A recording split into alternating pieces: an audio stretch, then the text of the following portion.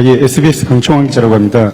대통령 고생 많으셨습니다. 그리고 한중 정상회담에서 시진핑 주석께서 하신 말이 역사의 올바른 편에 서서 전략적 선택을 해야 한다라고 모두 발언에서 발언을 했는데, 역사의 올바른 편이라는 말이 이제 중국에서 자주 쓰는 표현이긴 한데, 최근에 이제 베네수엘라 사태라든지, 중일 갈등도 심화되고 있고, 이런 부분이 있어서 좀 의미하는 바가 있지 않나, 좀 시사하는 바가 있지 않나 하는 의도가 있는 발언이 아닌가라는 생각이 좀 들었는데, 대통령께서는 좀 어떻게 들으셨고, 또 회담에서는 또 그 관련된 어떤 이야기가 좀 나왔는지 여쭙고 싶습니다. 저는 그 말씀을 공자 말씀으로 들었죠. 착하게 잘 살자. 그런 의미로 저는 이해했습니다. 특정한 의미를 부여하고 싶은 의도가 있는지는 모르겠는데, 우리가 역사적으로 바른 편에 서기 위해서 노력해야 되는 거 맞지요. 그걸 특정 사안에 염두에 둔 것이라면 저로서야 특별히 또 거기 반응할 필요를 못 느꼈습니다. 그냥 공자 말씀이라서 그렇구나 이렇게 생각했습니다. 정상회담이라고 하는 게, 대화라고 하는 게 그런 거죠. 이게 사담을 나누는 게 아니니까 각자가 하고 싶은 이야기를 하는 겁니다. 더군다나 공개석상에서 하는 얘기는 그냥 액면 그대로 받아들여주면 좋죠. 저도 저의 할 얘기를 했을 뿐이니까요. 그리고 내밀한 얘기들은 또 비공개 석상에서 하게 되는데, 그 자리에서도 제가 이렇게 말씀을 드렸습니다. 각 국가의 핵심적 이익이나 중대 관심사에 대해서 당연히 존중해야 된다. 대한민국의 핵심 이익 당연히 존중받아야죠. 핵 잠수함 문제 같은 그런 거 아니겠습니까? 또 중대 관심사에 대해서 존중받아야죠. 우리는 일본과의 관계도 또 중국과의 관계만큼 중요하죠. 그리고 제가 이 얘기도 명확하게 했습니다. 중국의 시진핑 주석은 중국의 국가적 이익을 위해서 최선을 다하고, 대한민국 대통령 이재명은 대한민국 국익을 위해서 최선을 다하는 것 아니겠냐.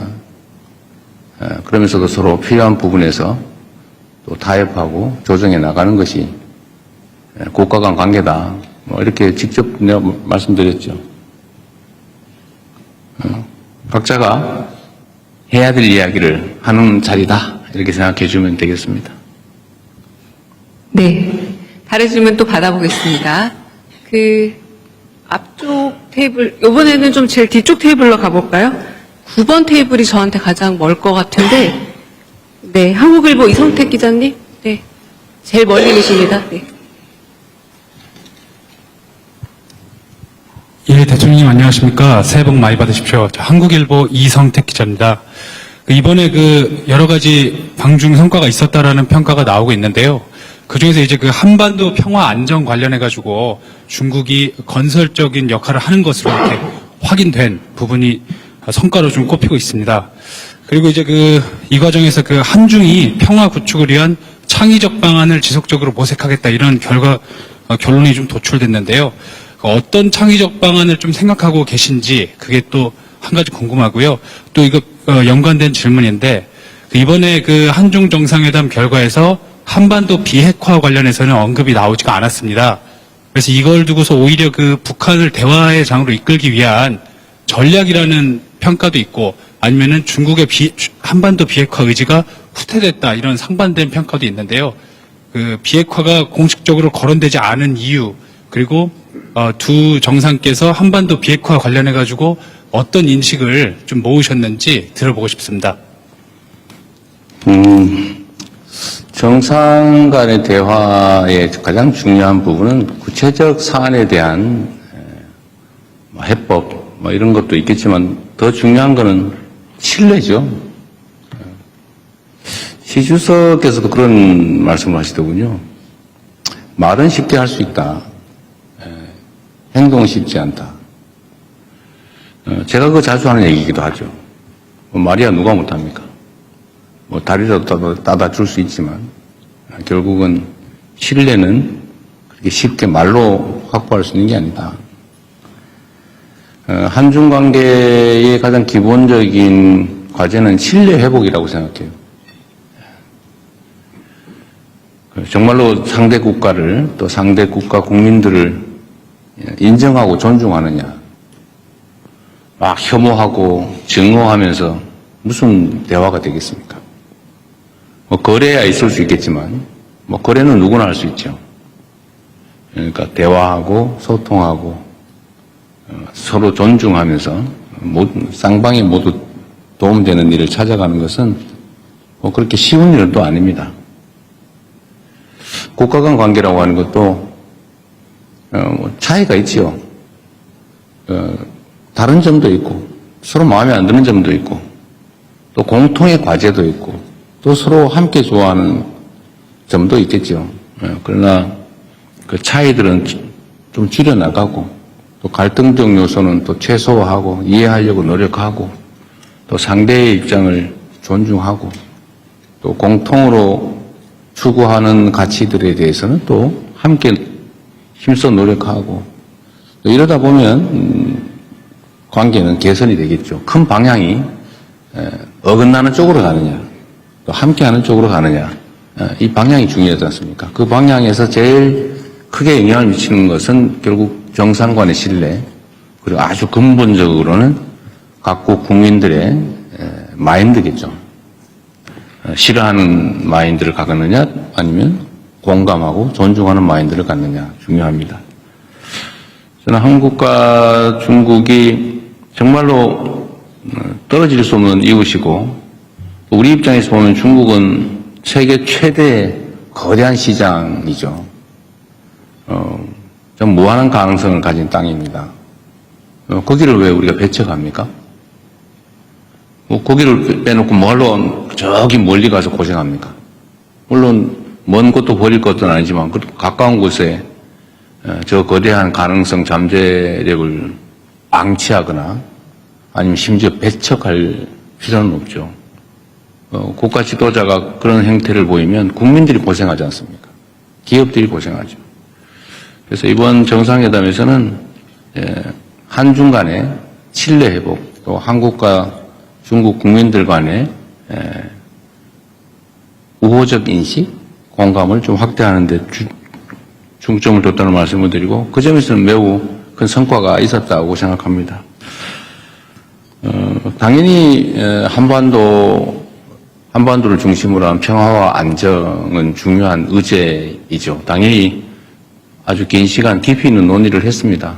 그러나 이게 우리가 있는 얘기를 모두 대외적으로 공개를 하는 게 바람직할 때도 있고 또 그게 불필요한 오해를 낳을 수도 있거나 뭐 이렇기 때문에 일부만 얘기하는 겁니다. 한반도 평화와 안정이 중국에게도 매우 중요한 관심사라는 점은 당연히 공감했습니다. 우리 대한민국 입장에서도 국가 존속의 문제, 또 대한민국 성장 발전에 크게 영향을 미치는 중요 의제인 건 또 명백하죠. 제가 중국 측에 요청을 한 게 있습니다. 북한의 핵 문제를 포함해서 한반도의 이 문제에 대해서 좀 중재 역할을 좀 해주면 좋겠다. 우리는 모든 통로가 막혔다. 신뢰가 완전히 제로일 뿐만 아니라 적대감만 있다. 그래서 우리는 노력하지만 지금 현재는 완전히 차단된 상태라서 소통 자체가 안 되니까 중국이 그 중재자 역할을, 평화의 중재자 역할을 좀 해주면 좋겠다. 이렇게 얘기했습니다. 시 주석께서는 지금까지 노력을 평가하고 인내심을 가질 필요가 있다 이런 얘기를 했습니다. 인내심에 관한 얘기는 시 주석뿐만 아니라 이창 총리도 똑같은 얘기를 하더군요. 인내심 얘기를. 그 말이 맞습니다. 우리가 꽤 오랜 시간 동안에 북한에 대해서 군사적 공격 행위를 했지 않습니까, 사실? 북한에서는 엄청 불안했을 겁니다. 우리가 상대와 대화하려면 상대의 입장을 이해해야죠. 또 우리 북한 편들었다고 종북이라고 할 겁니까? 그러니까 이건 냉정한 현실이죠. 아마 엄청난 경계심과 적대심을 유발했습니다. 대화가 쉽지 않죠. 꽤 오랜 시간 그렇게 싸워온 업보라고 할까? 싸워온 적대가 있기 때문에 여기에 완화돼서 좀 대화가 시작되려면 많은 시간과 노력이 필요합니다. 그리고 주변의 역할도 필요하죠. 중국에 그 부탁을 했고, 중국은 어쨌든 그 역할에 대해서 노력해 보겠다고 합니다. 한반도 핵 문제도 당연히 심각하게 논의하죠.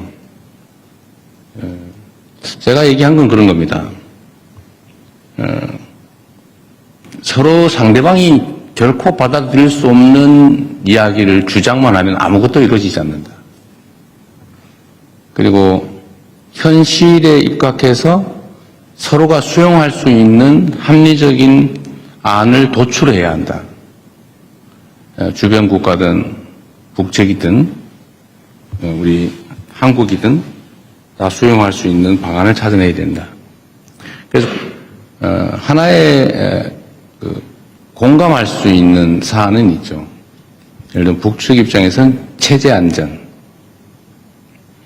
그리고 여기에 미국의 역할이 중요하다. 이거 중국 최고 지도자 모두가 똑같이 얘기하는 겁니다. 뭐 우리도 알고 있죠. 북미 관계가 중요하고 또 북측 입장에서는 여기서는 체제 안전의 문제가 제일 중요하다. 뭐 모두 알고 있는 사실입니다. 여기서 제가 좀 추가로 얘기한 거는 이런 거죠. 지금 이 상황이 계속 방치되는 것 자체가 동북아 또는 전 세계의 손해다. 어떤 손해냐? 끊임없이 핵무기는 추가 생산되고 있다. 끊임없이 대륙간 탄도 미사일 기술은 개선되고 있다. 체제 유지에, 체제 보호에 필요한 만큼의 생산이 이루어진 다음에 추가 생산되는 핵무기는 아마 국경 밖으로 유출될 가능성이 높아진다.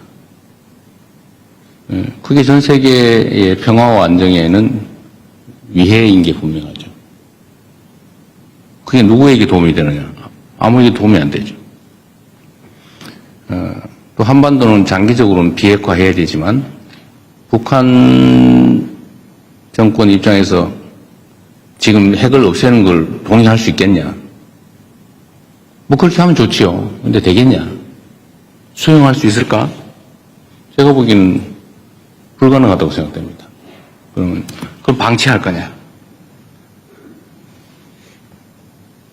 결국 여기서 실현 가능한 모두에게 도움되는 길을 찾아내야죠. 그래서 중단하는 거, 현재 상태에서 중단하는 거, 추가 생산을 하지 않고 국외로 핵물질을 반출하지 않고 더 이상 ICBM 개발을 하지 않는 것만도 이익이니까 그 이익을 포기하는 보상 또는 대가를 지급하고 일단 할 수 있지 않냐. 일단. 단기적으로. 그리고 여기 어느 정도 되면 중기적으로 좀 감축해 나가자. 그리고 좀 길게 봐서 한반도, 핵 없는 한반도, 이거는 포기하지만 말아야 한다. 장기적인 목표로. 그래서 이 단기, 중기, 장기 목표를 가지고 우리가 접근해보자. 이때까지 맨날 얘기했던, 우리가 제안했던 안이죠. 이 점을, 이 진정성에 대해서 북측에 좀 충실하게 설명을 해달라라는 부탁을 했습니다.